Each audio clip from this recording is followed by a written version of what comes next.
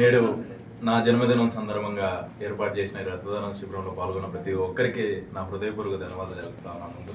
ముందుగా ఈ యొక్క కార్యక్రమాన్ని చేసిన హీరో భరత్ అన్న గారికి, అలానే అన్నమయ్య జిల్లా విద్యాశాఖ అధికారి సుబ్రహ్మణ్యం గారికి, ఉప విద్యాశాఖ అధికారి శివప్రకాష్ సార్ గారికి ముందుగా ప్రత్యేకమైన ధన్యవాదాలు తెలుపుతాను.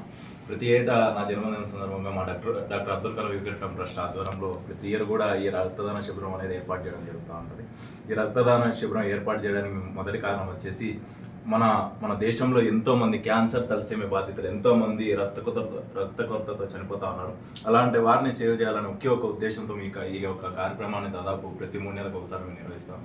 అలానే నా బర్త్డే సందర్భంగా కూడా మా టీం అందరం కూడా ఒక మంచి ఇనిషియేషన్ తీసుకొని ఈ కార్యక్రమం ఏర్పాటు చేయడం జరిగింది. ఈ కార్యక్రమంలో పాల్గొన్న ప్రతి రక్తదాతకు నిజంగా నేను ప్రత్యేకమైన ధన్యవాదాలు చెప్తాను. ఎందుకంటే రక్తదాతను మనం ఎంత పోయినా కూడా తక్కువే.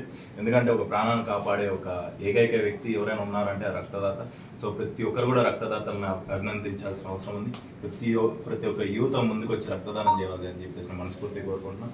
ఈ కార్యక్రమానికి విచ్చేసిన హీరో భరత్ అన్న గారి సినిమా త్వరలో రిలీజ్ అవుతా ఉంది. ఆ సినిమాని ప్రతి ఒక్కరు ఆశీర్వదించి ఆ సినిమాని విజయవంతం చేయాలని చెప్పేసి మనస్ఫూర్తిగా కోరుకుంటా ఉన్నాం. మేము మా నుండి ఎటువంటిది ఖచ్చితంగా అన్న మూవీ 100% పూర్తి స్థాయిలో సపోర్ట్ చేస్తామని చెప్పి మనస్ఫూర్తి ఈ మీడియా సభాముఖంగా తెలియజేస్తాను.